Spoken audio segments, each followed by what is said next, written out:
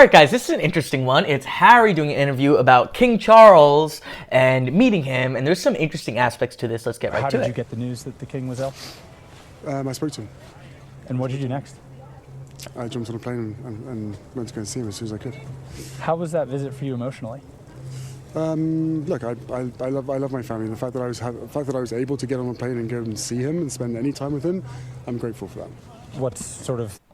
I don't know, it's a little bit bizarre. The number one thing that I think about this, and I want you guys' opinion on this, is as far as I know, the only member, we'll say member for Harry, of the royals, who's given an interview about King Charles directly to the media is Harry, right? So he is the most on the outs by his choice. He's betrayed them the most.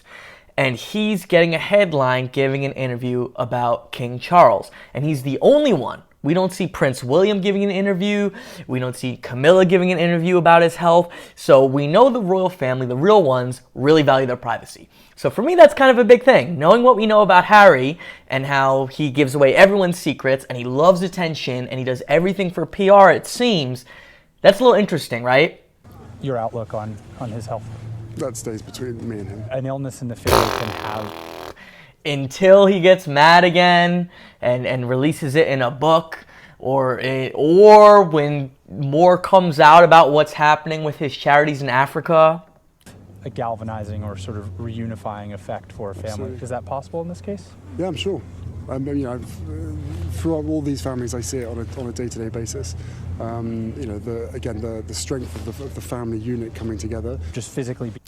I mean, Harry's just so full of BS. You know, they say we need our privacy, the media, this and that, but he's by choice talking about something so serious and so private, and I imagine maybe it's because it makes him look good, right? I mean, talking about, he's always doing this. Oh, I love my family. That's specifically the Anderson Cooper interview when they're reading back the passage about him trashing his brother.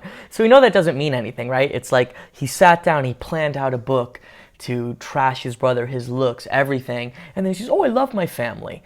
So to me, that also, if we look at the parallels between this and the Anderson Cooper interview, it makes me think it could be a PR move. Because I just don't trust Harry, as no one really should. If you look at his history, if someone releases a book about their family in that way, you can't trust them. In California, how have you processed the fact that there's so much happening back with your family where you come from? I have my own family, right? So as we all do, yeah. Right? So, my family and my life in California is as it is. I've got other trips planned that would take me through the UK or back to the UK. So that answer is really important.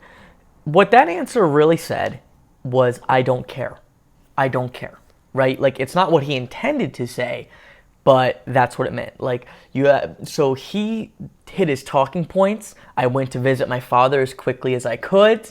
I love my family.